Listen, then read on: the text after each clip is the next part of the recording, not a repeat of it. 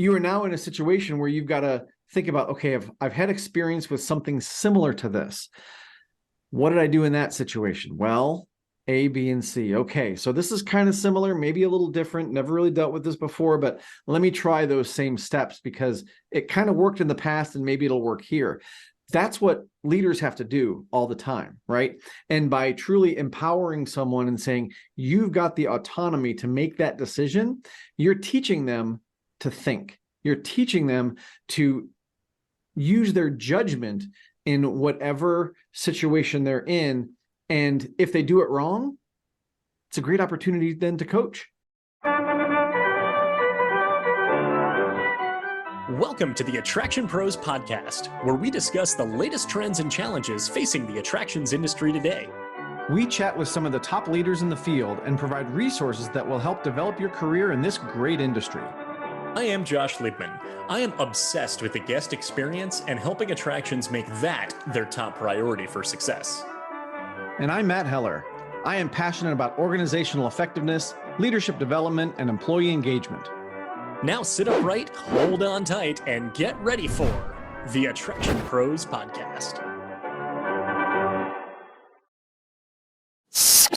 Hey, Josh, how are you?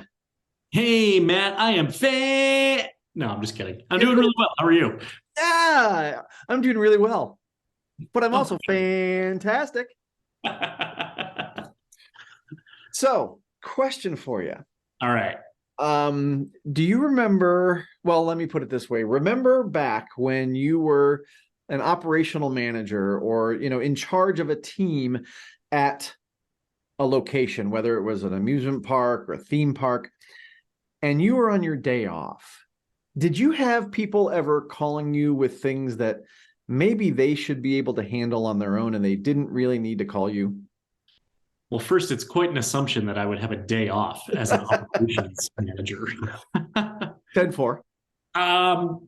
But in those few and far between circumstances where I did, I'm sure there were probably instances that came up here and there. Yeah, and I'm sure that there were some of them that it was worthwhile to call Josh, and some of them where I probably thought, why are you calling me? You should be able to handle this and the world will keep turning. But it's a fascinating conversation. What about you? I have, gotten those calls, but I will say that I was in that position long before cell phones. So I think the new communication device, and I say new, even though cell phones have been around for a long time, but that kind of access, I think, has really opened up the amount of calls or texts that a manager might get when they're not on site. And I think, a lot of times they'll say, well, call me with whatever, right? I want to be supportive. I want to be there for you. So call me with whatever you need. But what then happens is on their off time, they're on vacation, they're getting those calls that maybe, their team should be able to handle. And they're not really able to take the time off and not be able to enjoy the time with their family or friends or just being away from work. And part of the reason that this has come up, or at least I've been thinking about it, is because so many people are talking about work-life balance, work-life blend, mental health, right? And burnout. And one of the ways to combat mental health, breakdowns and burnout is to be able to recharge and to be able to get away from your job. And so if there is an opportunity to create a system, to create a flow chart, if you will, of when you should be called and when you shouldn't, then it's probably worth talking about. And where this idea really started kind of formulating in my mind was a couple of weeks ago, because I was talking to a coaching client and she said, I'm really excited about going on vacation, mostly because I get to disconnect. And side story, I've had conversations with people who say, the only time I really get to disconnect is when I don't have cell service. So if I'm on a cruise ship, then I get to disconnect. And so my thought is, shouldn't we be able to, in most cases, disconnect? If our team is ready for that, we should be able to do that. And she said she's really excited about being able to disconnect because she knows her team will only contact her if it's a real emergency.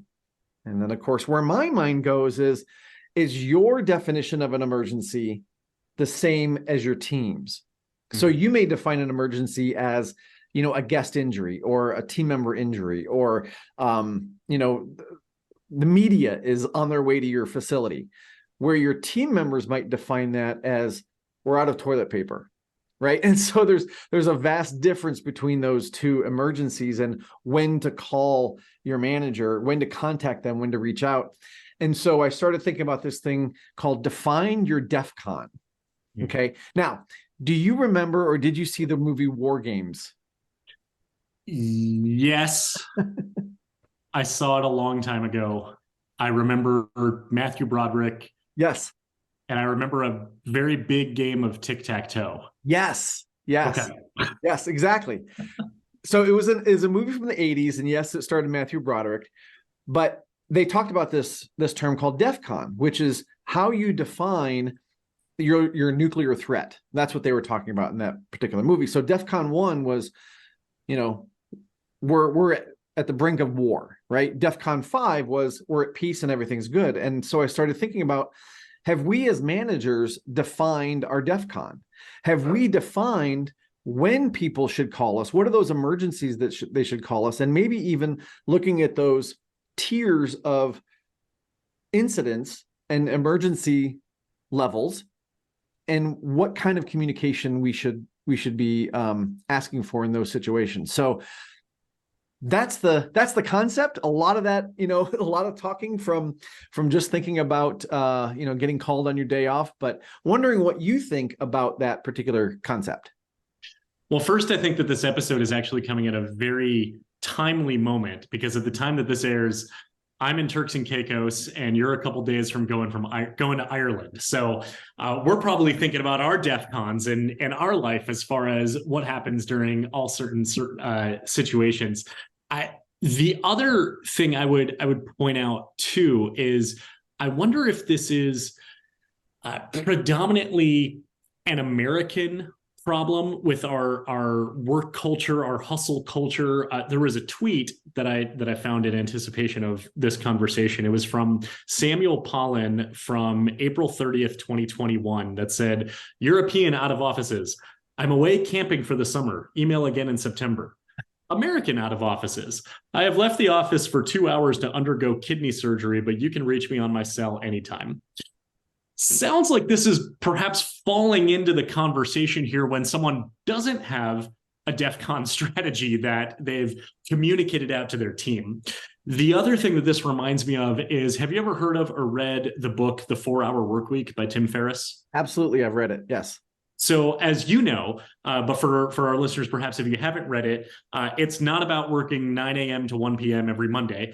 It is about really creating that work-life balance around lifestyle design. And the catalyst for writing the book was Tim was running his business, and he was working 80 hours a week and making $40,000 a year. And he ultimately ended up going to $40,000 per month and 4 hours per week. And what happened was he was so caught up in running his business that he became so stressed, so overwhelmed. Demands from employees, demands from customers just threw him just over the edge. He shut down his computer. He said to his staff, he said, I'm leaving. I don't remember the exact amount of time it was. It wasn't a too long of a time, but long enough that he was able to disconnect. And he just assumed that when he would come back, that his business would be completely in shambles and his business would be completely gone. And it turned out that it was actually able to thrive, because while he was gone, his employees were able to really make the decisions that they hadn't been able to make before, because Tim really controlled every single aspect of the business without delegating. So there is benefits to, well, having this DEFCON structure, but also benefits to leaders disconnecting. There's our own personal benefits, our mental health, and the benefits to the business as well, because it really charges employees to take initiative, to make decisions that perhaps they otherwise wouldn't have been able to make. So those are just a few initial thoughts as I would say, further dive into the conversation.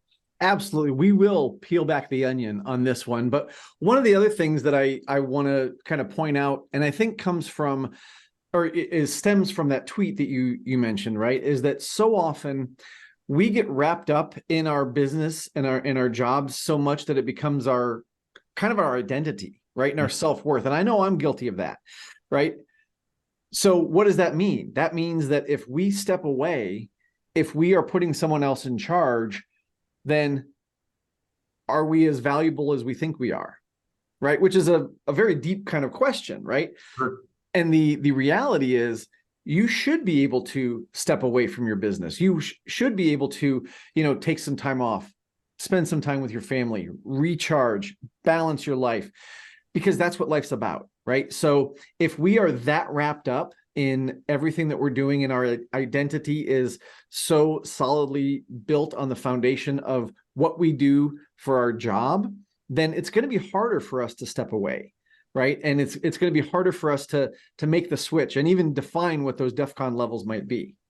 There's another example that I just thought of as well. And this was an example in a major theme park with over 10,000 employees in it. And while I was working there, I don't even remember specifically what it was that I needed. It was like a piece of information that there was one person in the company who could answer my question. And I said, how do I find the answer to this question? Call Patty.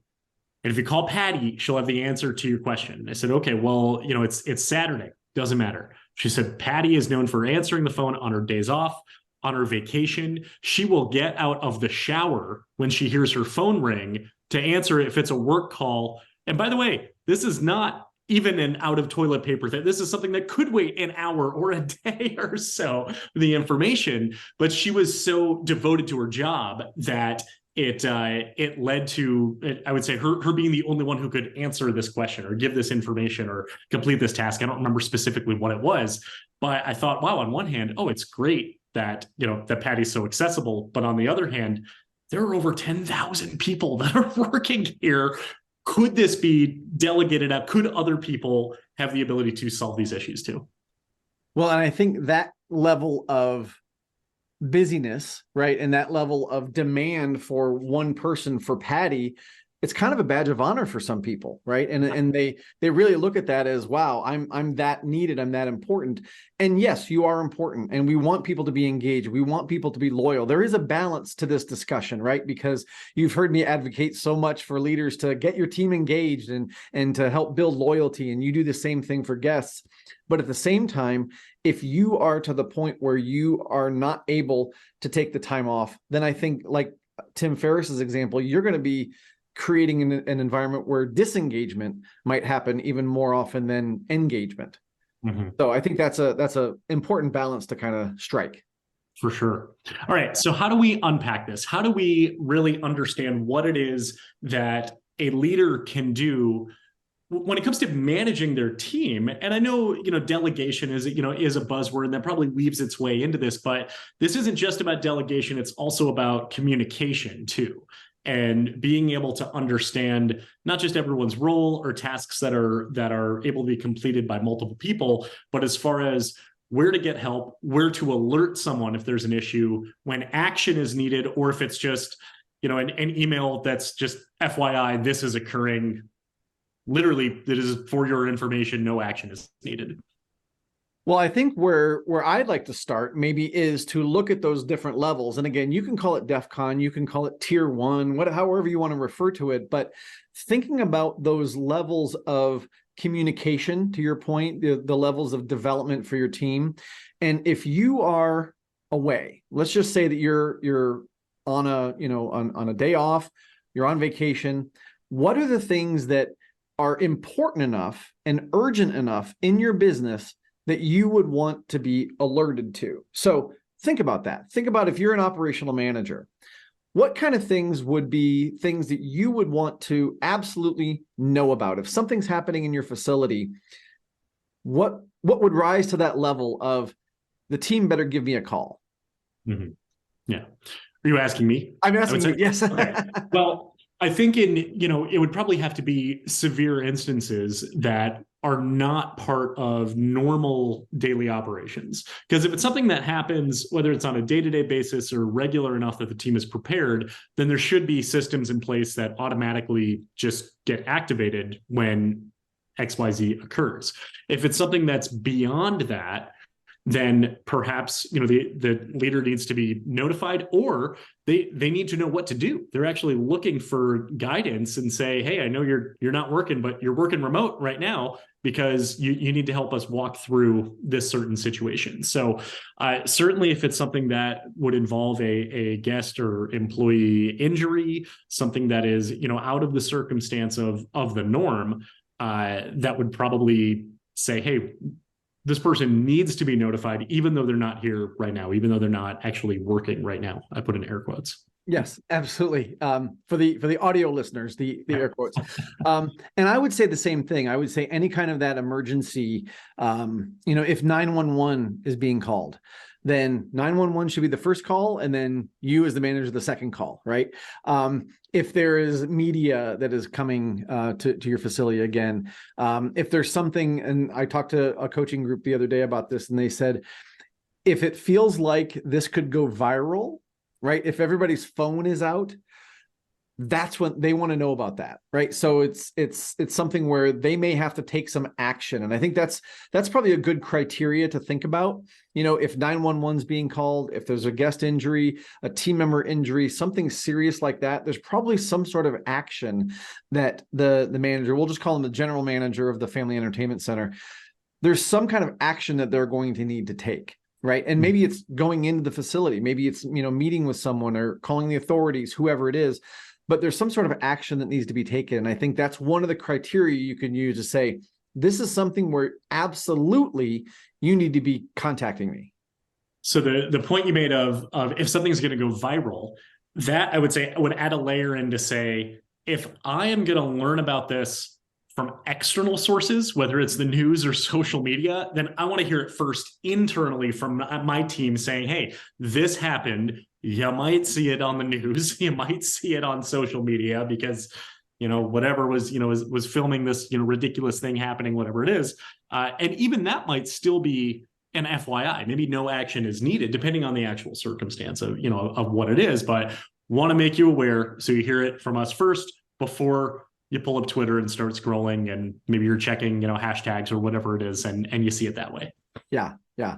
Well, I think the other part of, defining this then is, does your team know what to do in that situation or circumstance? So again, do you call 911 or do you call your manager first? Right? You call 911 first, and then you call your manager. If it's that life-threatening, you better be calling the people that can actually come and help, right? So thinking about that. And then also, we talk about safety drills. We talk about, kind of running through scenarios.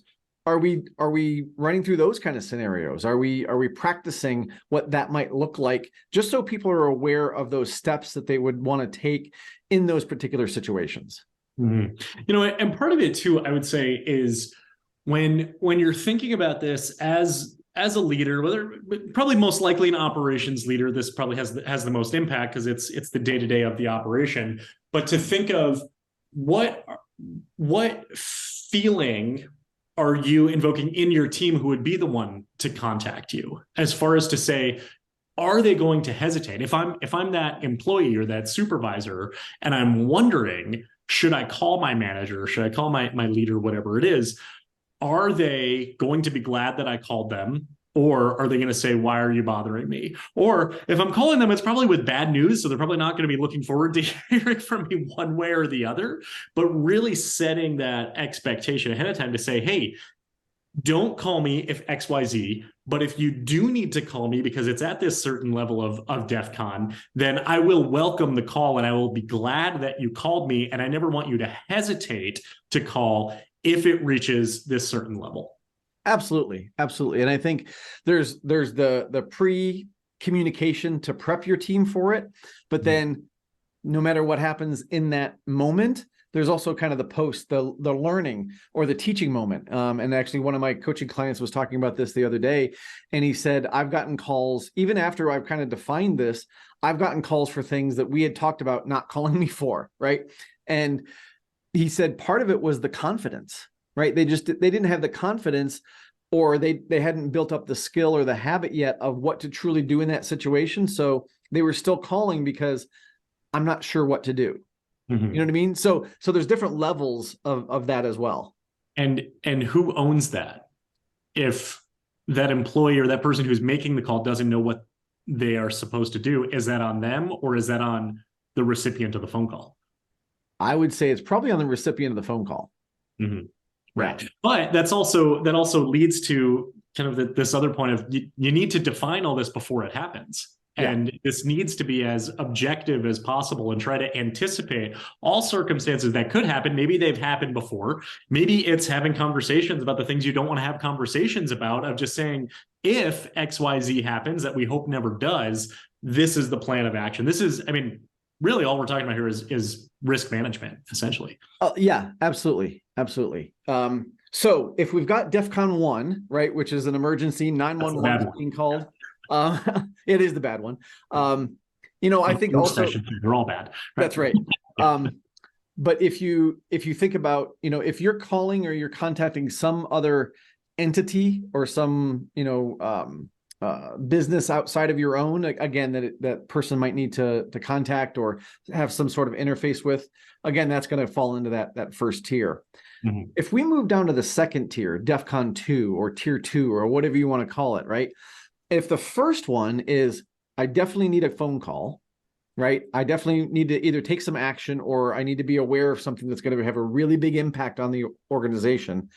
What do you think falls into the second tier? What do you think would be there? Well, based on kind of the three tiers of action, acknowledgement, and awareness, then this might be something that might fall more into the category of FYI, but please give direction if you feel necessary. If the leader does not feel confident in their ability to handle the circumstance. So that would probably be more of an operational issue that might be outside of that leader's control who has the day off. If a ride breaks down and maintenance comes up and says, we need to order a new part, going to be shut down for the rest of the day, that's probably something that if I were a leader and not at the property at that time, I'd probably want to know that, because I think we're going to have to anticipate, some guest complaints, some reallocating of labor, of knowing, operational numbers and things like that. I can't order that part because it's coming from Europe, but I'm at least aware of the circumstance, and then that puts me in a better headspace when I walk into work the next day of knowing this ride is down because it's this part broke and we need another part or whatever it is. That I think would probably fall into DEFCON 2. Okay, and I can definitely see that. I think, as you look at the seriousness of that particular incident, right? I think you have to kind of assess where that falls in the how that impacts the operation, right? So again, if you have a guest injury, if you've got blood and a broken bone, that's a call me, that's a DEFCON 1, right? If you've got a slip and a scrape on the knee, that's a different kind of injury, right? It's not nearly as serious. That person gets up and they go on their way. So you might put that in the I need to acknowledge that, right? I need to know that happened. So that may go into the DEFCON 2, But again, you have to kind of suss that out for your operation and your comfort level of what you want to know about versus what you have to know about. Yeah. And then I think all of it goes back into what is that plan in place? If that guest, slips and falls, scrapes their knee, we get first aid, we get, our health services team members fill out the incident report. We maybe, take them on a little shopping trip in the gift shop, maybe a food voucher, whatever it is, send them on their way. Doesn't have a huge impact to their experience aside from that minor little blip, but the team is able to jump into action. I'd be fine learning about that the next day when I walk into work, and especially if it can be kudos to everyone who was involved in this, who was able to jump in and really resolve this situation. If the guest was transported to the hospital, maybe that is something that requires a higher level, and that's that has been part of my role before in theme parks, is actually following ambulances to go to the emergency room. Wouldn't happen too often where I was working, but when it did, we actually did have that plan in place, almost to the point where that would actually be a DEFCON 2 versus a DEFCON 1. Mm-hmm. And so you're talking about kind of a sliding scale, right? Depending on that circumstance. It might have started off as, hey, this isn't that big of a deal. Somebody falls or whatever, didn't realize that they kind of bumped their head a little bit. Now they're dizzy. Now they're, spending more time in first aid. Now they want to, transport that person to the hospital. So you get those kind of situations that, it may escalate. And the same thing can happen with guests, right? You've got the people in guest services or your team members that can handle probably 90% of those guest concerns, right? But when it gets to that point where now we're filling something out and now, there's going to have to be action from somebody else, that's a different level than the person coming in because their season pass wasn't working. Right. Exactly. Yeah. That I don't even think falls in the DEFCON scale. That's right. Well, I don't know. Well, maybe not like 12, because it's like you still need to deal with that because it is a guest situation. Am I letting them in? Am I, taking their word for it, whatever it is? And, can I look it up in the system, nip it in the bud quickly? Or is there a larger issue with our software, something like that. So, yeah. Well, but I think that brings up to me, what is the secondary benefit of this? And maybe it's the first benefit, depending on how you look at it, but it's that when you figure out what these things are and you figure out what's on tier 1 and you figure out what's on tier 2, and I know we haven't gotten to tier 3, but we'll get there. But when we figure those things out and then you say everything below that, the team should be able to handle, right? So there's two things that come up. Can they handle it, right? Can your team, if you take that all the way down to DEFCON 5, which I think is the actual scale, it's 1 to 5. So you take that down to DEFCON 5 and there's situations at 4 and 5.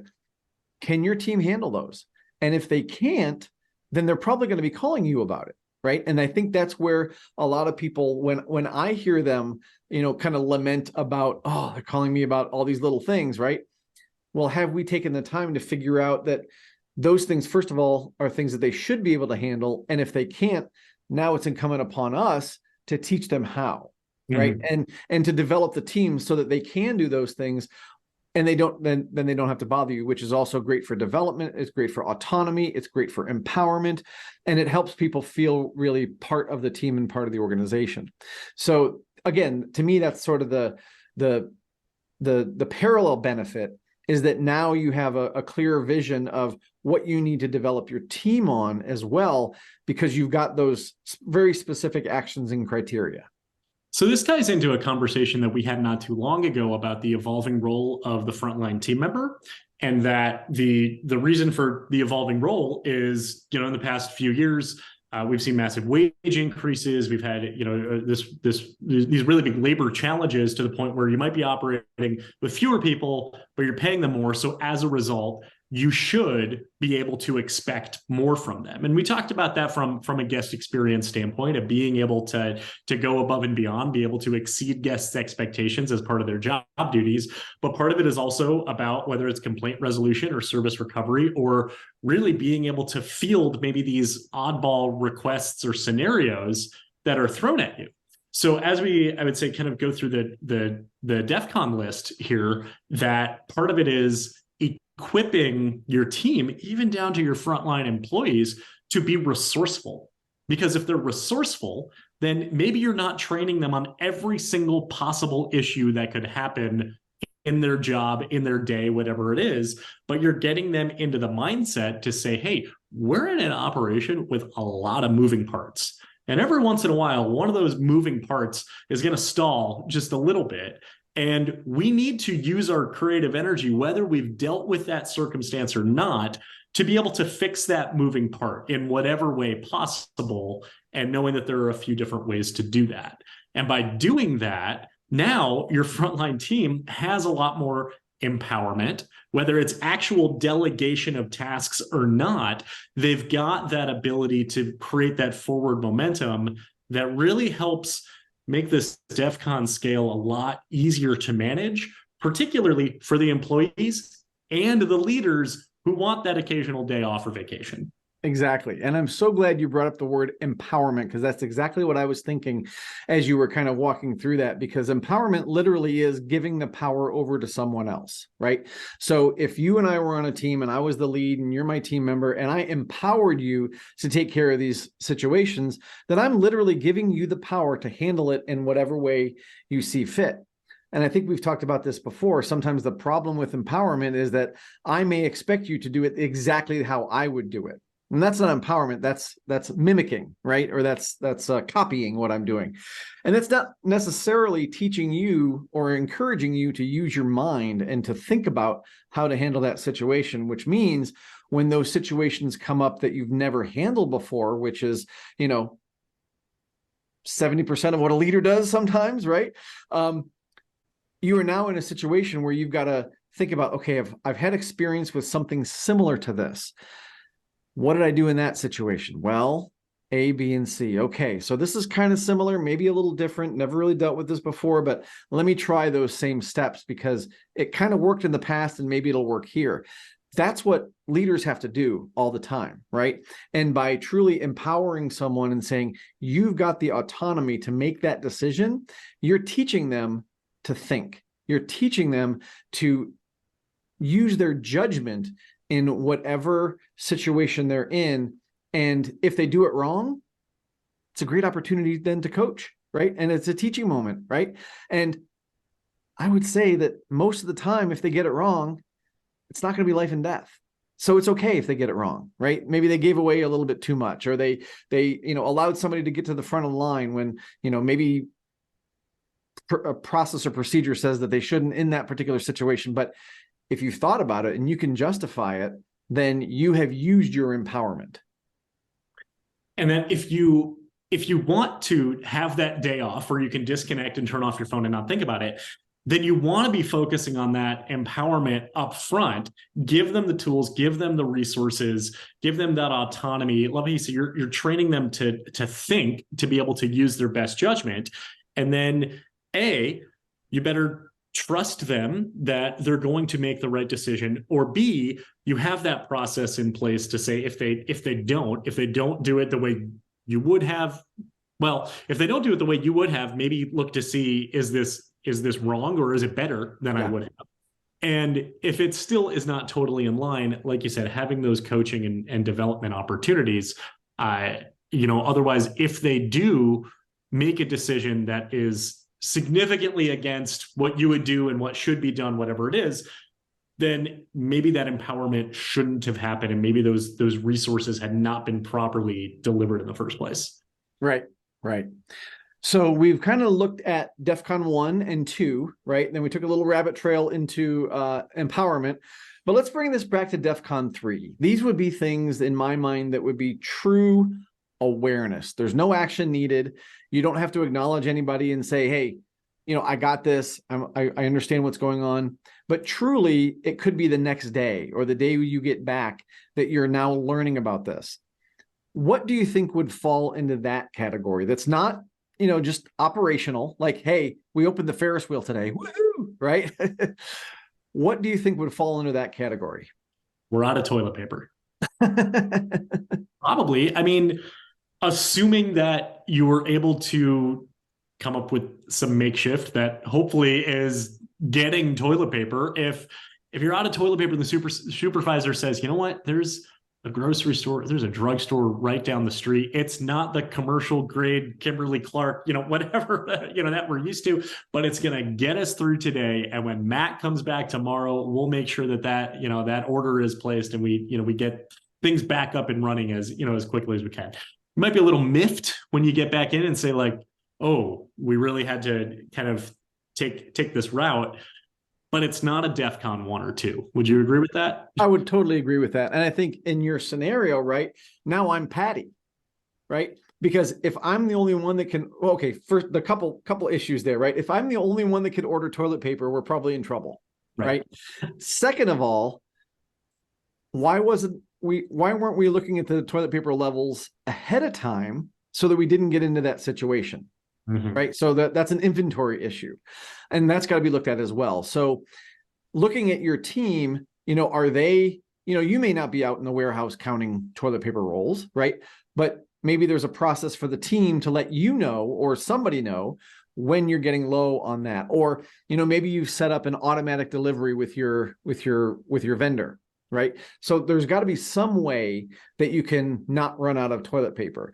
But if you do, and the team member uses their empowerment and they go down to Walgreens and they pick up as much toilet paper as they can and they bring it back and you made it through. And by the way, nobody put on TripAdvisor that the park didn't have any toilet paper. So that was a success.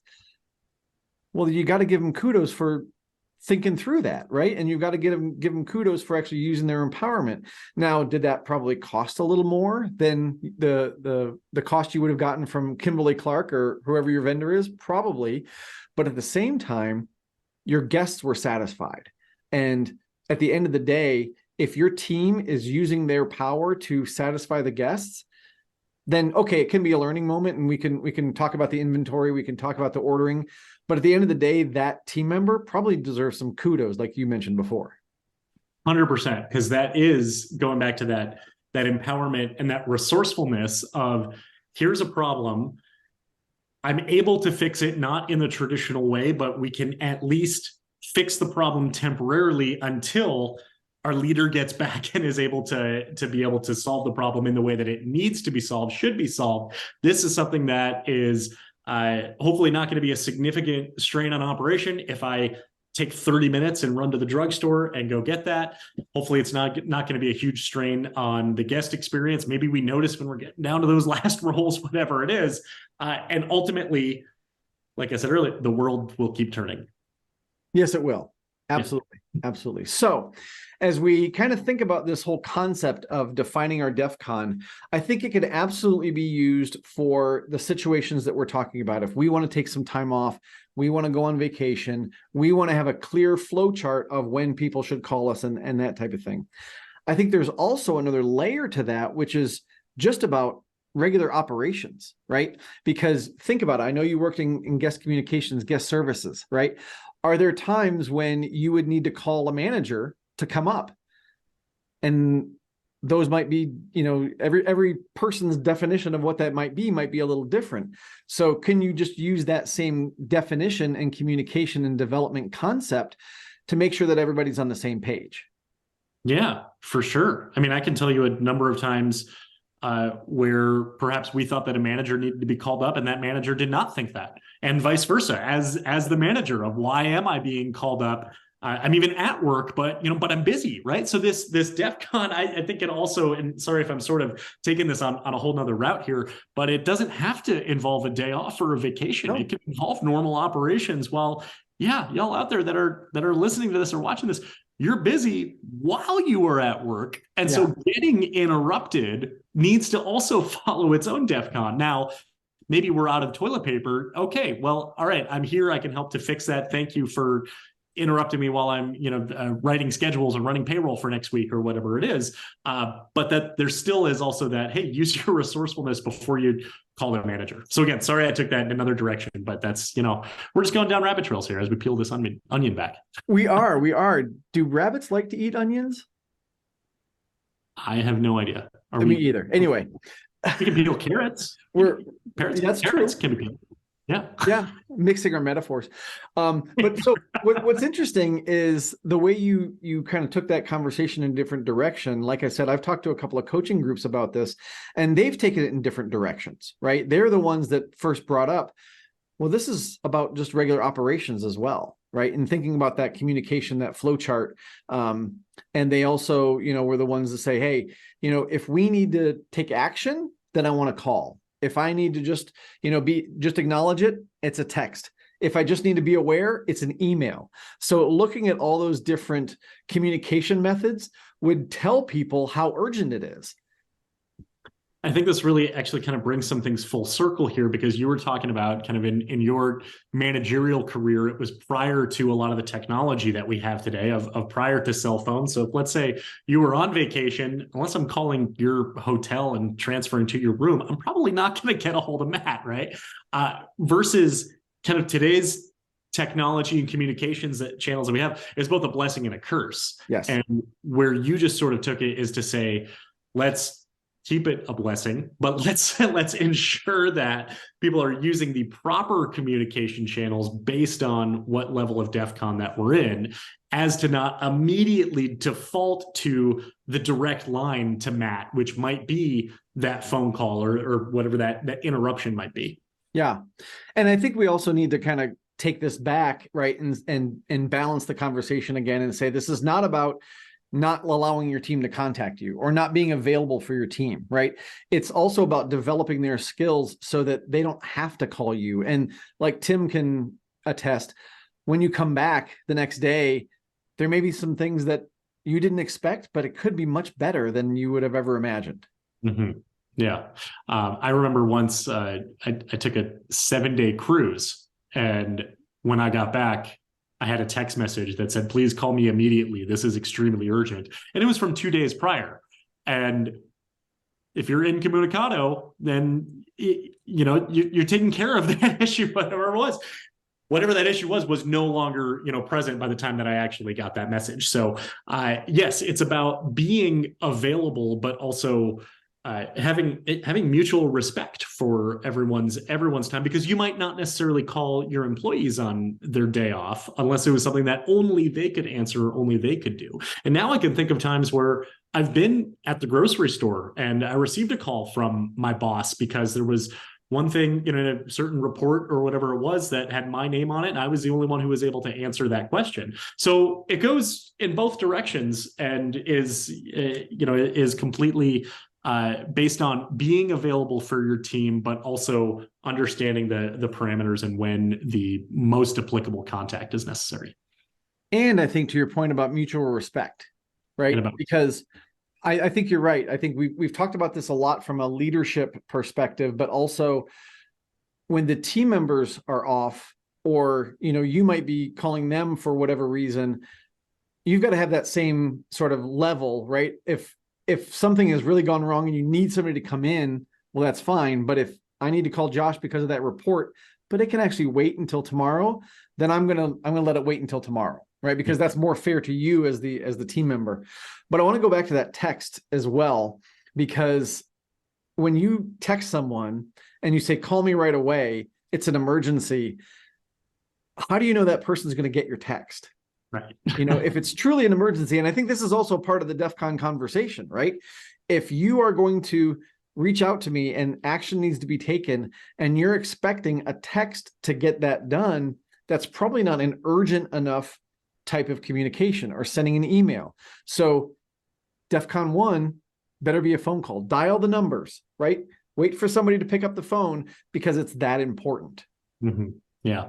And what's funny is when we started this, you asked me about times where I recall that. And now I feel like as we get towards the end of this conversation here, now it's starting to flood, like that instance on the cruise, but also talking about going both ways. I recall calling my supervisor once when I was a team leader. I called her, I think at like 1 or 2 o'clock in the morning to say, I'm not going to be in for my 7 a.m. shift because I'm very sick right now. And that was something that actually required immediate attention because they needed a team leader to be able to open the operation. So that was kind of a DEFCON 1, because otherwise, she would have gotten to the park, I think, after my shift would have started already, to find that there was nobody there. So now I'm just thinking of all these different examples. That's what happens when we talk about these things. But that's another level of the conversation that probably needs to happen. Mm-hmm. So to your point, it's not just about when you're taking time off, although that's where the germ of the idea started, but really the operation. If you're going to not be able to be in and you're the opener, right? And it's 1 o'clock in the morning and you're not going to be able to make it in, that's DEFCON 1. Right? Thank you for validating this decision from more than years ago. Because that does affect the operation. Mm-hmm. Exactly. Yeah. And action will need to be taken. So as we wrap up the onion, right? We've talked about a couple of different, or the carrots. We've talked about a couple of different levels of DEFCON and how they relate to communication methods. We've also sort of related that to, at the first level, some sort of action might be needed. At the second level, some sort of acknowledgement. The third level is just awareness. Do you think this helps people identify how to organize that communication so that they can either develop their team, enjoy their time off, or just run a more efficient operation? Yeah, I think that this gives a lot of things to think about, particularly if you're in a leadership role, and you can ask yourself, have I identified what my DEFCON levels are both ways, to those who are reporting to me and to those who I am reporting to as well, to make sure that there is no confusion, there is no question, and that there's full confidence in making that outreach if that leader needs it, or doing that in the appropriate method of communication, whether it's that phone call, email, or text, as we talked about earlier, phone call, text, or email. Based on the level of severity and understanding, we might not be able to identify all possible circumstances, but at least being able to categorize it to allow for everyone in the organization to be able to say which bucket this falls into, that determines that level of action. Absolutely. Absolutely. So I think we have thoroughly examined the DEFCON process, defining our DEFCON. So thank you for walking through that with me, and would love to hear if anybody else has any thoughts or suggestions on this as well. And in the meantime, I hope you have a great trip to Ireland. Please don't contact me while I'm in Turks and Caicos. Just kidding. I will not. If there's an Attraction Pros emergency, who do I call? Well, you could probably, I don't know. We'll figure it out. We'll sort this out. Hopefully, this won't even be an issue whatsoever. But for everyone out there who is watching and listening, thanks so much for tuning in. And just remember, we are all Attraction Pros. Thanks for listening to the Attraction Pros podcast. Make sure to subscribe so you can tune in when new episodes release. And even better, please leave us a review on iTunes. For more information, visit attractionpros.com.